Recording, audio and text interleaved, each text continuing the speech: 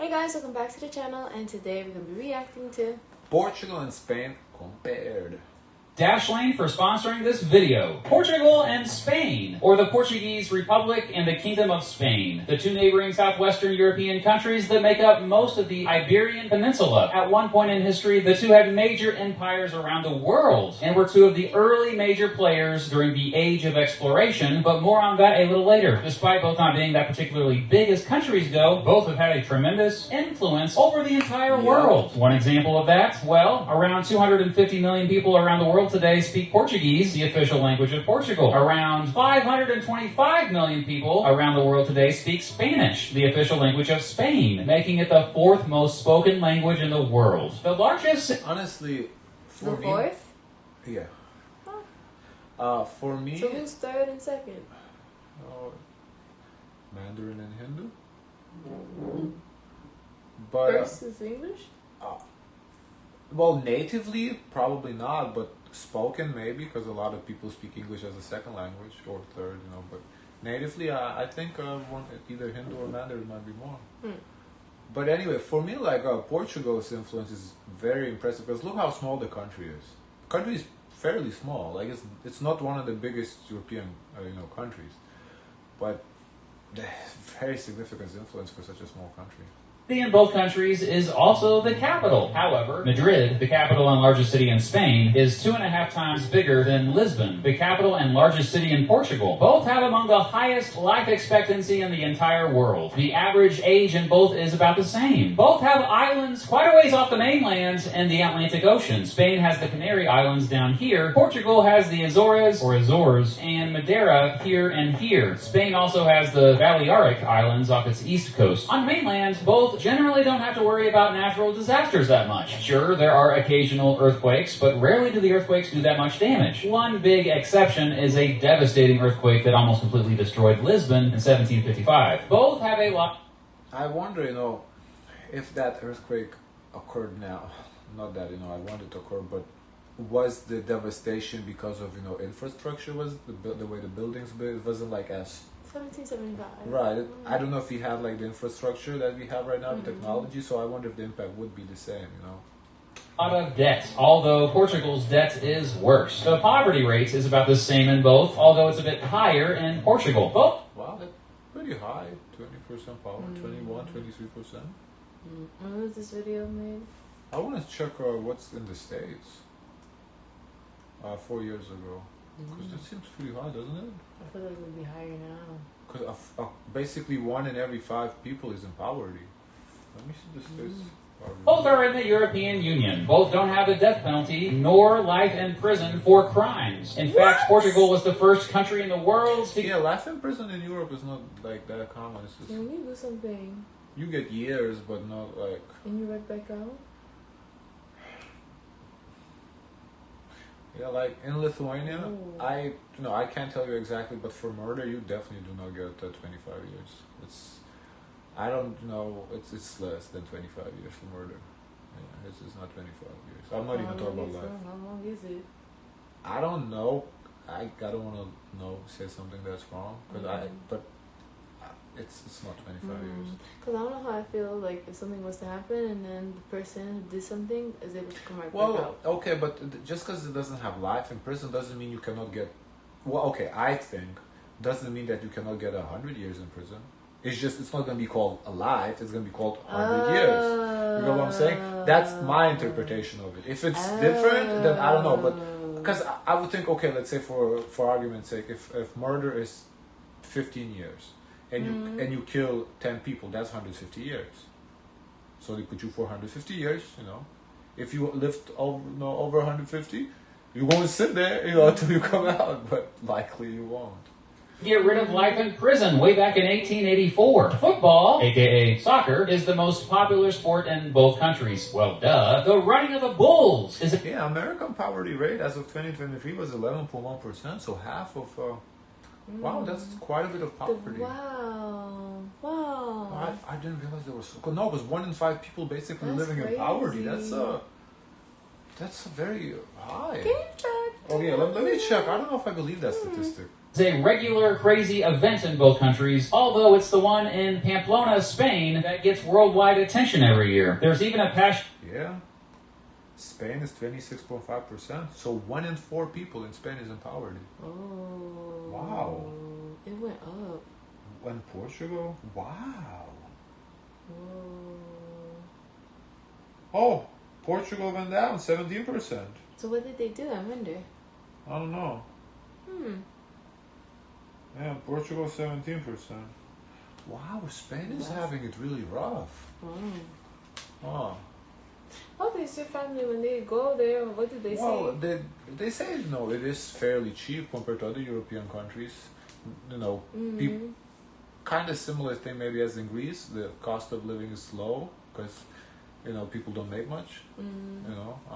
Minority in both that love bullfighting. But what about their differences? There's actually quite a bit more. First of all, Spain is about 5 times larger than Portugal. And yeah, has lots more coastline. Overall, Portugal gets more precipitation than Spain on average. Spain also has almost 5 times as many people. While Spain's population has been growing at a slow pace, Portugal's population has been shrinking for several years now. Spain borders not only Portugal to the west, but also France and the tiny country of Andorra to the north. Morocco is also just a 14-kilometer jump over the Straits of Gibraltar. Portugal, the westernmost country of continental Europe, is only bordered by Spain and is often like, Spain, get off me, bro. Spain is more religious. While the majority of residents in both identify as Roman Catholic, over 27% of Spain residents have no religion. Spain has a more varied climate. While most of the peninsula has a Mediterranean climate with dry summers, wet winters, and mild temperatures year-round, parts of Spain have an oceanic climate, semi-arid climate, continental climate, humid subtropical climate, and mountain-related climate. I mean, I guess it kind of makes sense because the bigger the country, the more climates.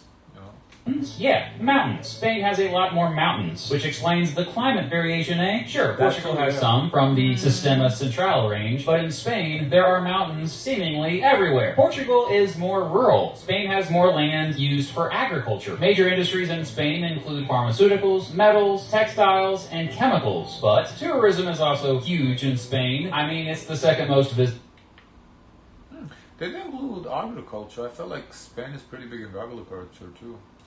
The country in the world. Major industries in Portugal also include textiles and chemicals, but additionally footwear and leather. Portugal is older. In fact, it has had the same borders pretty much since 1139, making it the oldest nation-state in Europe. But let's go back further. The Iberian Peninsula was mostly inhabited by the Celts and, you guessed it, Iberians, before the Phoenicians and later Romans took it over. The Romans called it Hispania. In the early 400s, several Germanic tribes came down and kicked the Romans out, establishing their own kingdom on a big chunk of the peninsula. The Byzantines claimed a province on the peninsula for a while, but it was the Visigoths who dominated there from the 400s to the 700s, forming the Kingdom of Toledo. In 726, Muslim conquerors, commonly referred to as the Moors, took over most of the peninsula and turned it into an Islamic state. Alfonso I, aka the founder, fought off the Moors, established the Kingdom of Portugal, and became the first king of that kingdom. Meanwhile, slowly but surely, the Moors would be pushed out of the rest of the peninsula during a period known as the Reconquista. By 1492, the Moors were gone, and the Spanish Empire was a thing. Let's see, what else happened in 1492? Oh yeah, that Columbus dude went off to the Americas and began claiming new lands for Spain. But hold up, the Kingdom of Portugal had been creating overseas colonies since 1415. And throughout the 1400s, Portuguese explorers had sailed the coast of Africa, establishing several trading posts. After Columbus, Spain and Portugal signed the Treaty of Tordesillas to divide up newly discovered lands outside of Europe. In 1498, the Portuguese explorer Vasco da Gama became the first European to reach India by sea. So in the 1500s, both Spain and Portugal became very powerful countries and built up huge empires, man. Now, Spain's empire ended up becoming a bigger deal and the world's first truly global empire, but regardless, both empires were impressive. By the 1600s, both Spanish and Portuguese influence was inescapable. The Spanish crown and Kingdom of Portugal even joined. The only problem I have with this video is that it doesn't even mention slavery straight out. We're not there yet. When he talked about the influences that it has and its growing power, it didn't include that. Oh well, I mean we're still in 1600s. I don't know when slavery started. I'm not sure, but maybe he'll mention more like in 1800s. We'll see. In forces for a while with the Iberian Union. However, all things come to an end by the early 1800s. Never mind, we did it. Most of the Spanish Empire was gone, and after Brazil declared independence in 1822, the Portuguese Empire was on its way out too. During the late 1800s and early 1900s, Spain and Portugal went through an unstable period. Spain went from a straight-up monarchy to a republic to a monarchy again to a civil war and a dictator. Portugal also had authoritarianism. Yeah, I feel like you should have mentioned slavery. Because when they cover Germany, they do a really phenomenal job, like accounting for history. So it's kind of sad that in this video he didn't do that for Portugal and Spain when it was a big role in its history. Yeah, he should have touched on it. Even though it also had bouts of democracy here and there. Spain managed to officially stay out of World War I and World War II, but like I said, had its own civil war in the years between them. Portugal fought the Central Powers during World War I, but stayed out of World War II. I'm not too familiar with Spain's, what they did with slavery, how involved they were. But for Portugal, I know they were because we did Brazil's video. And so, in Brazil, it was Portugal. Portugal and parts of Africa too. Right, yeah. So Portugal definitely. So I think it would, especially if Spain didn't participate. I don't know if they did. I really don't know. So I don't know. But it would have been interesting to see if both participated or Spain didn't, just Portugal participated, or This is how history disappears. Right. Transitioned to full-fledged democracies, but not until the 1970s. Today, while both have elections, Spain has a constitutional monarchy and Portugal is a constitutional republic. Yep, Spain still has a king, while Portugal hasn't had one since 1910. Don't be fooled though, Spain has one of the most decentralized democracies in the world. While the governments of both score high on the Economist Intelligence Unit's Democracy Index, Spain scores higher. Spain has a lower cost of living. Stuff is around 18.4% cheaper there on average. The GDP per capita is higher in Spain. However, the unemployment...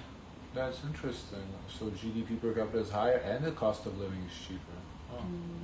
Employment rate is also a lot higher in Spain. Oh yeah? But the minimum wage is higher in Spain, so there's that. And Portugal has higher taxes overall. With more wealth comes more obesity, which is more common in Spain. Portugal mainly exports to Spain and imports from Spain. But Spain is like, nah, and exports mostly to France and imports mostly from Germany. Less residents in Portugal have internet access. Really? But Portugal spends a higher percentage of its GDP on education. Spain, especially Andalusia, is known for flamenco, a unique style of song, dance, and mostly instrumental guitar music.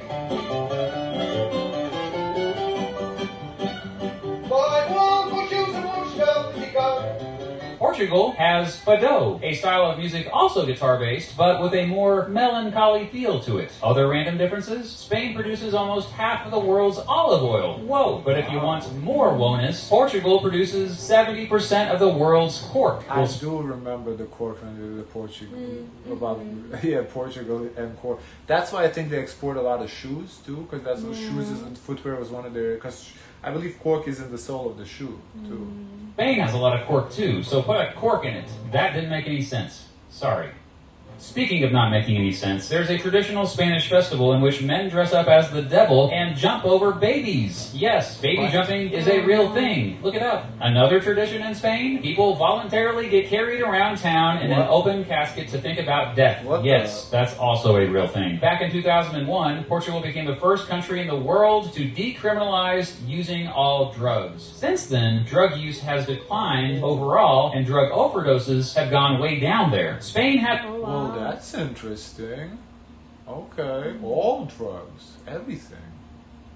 Okay. As a siesta culture, whereas Portugal, not as much. A siesta is a short nap, usually after lunch, and yes, there are still places in Spain that completely shut down after lunch due to it being siesta time. Portugal has the oldest continuously operating bookstore in the world, and Spain has the oldest continuously operating restaurant in the world. Okay, I could go on forever, baby, so it's time to wrap this up. In conclusion, Spain and Portugal are two European gems, often overlooked today by the rest of the world. I find this strange, especially since at one time these two countries really dominated the entire planet. Regardless, check them out if you ever get the chance. You won't be disappointed. Hey.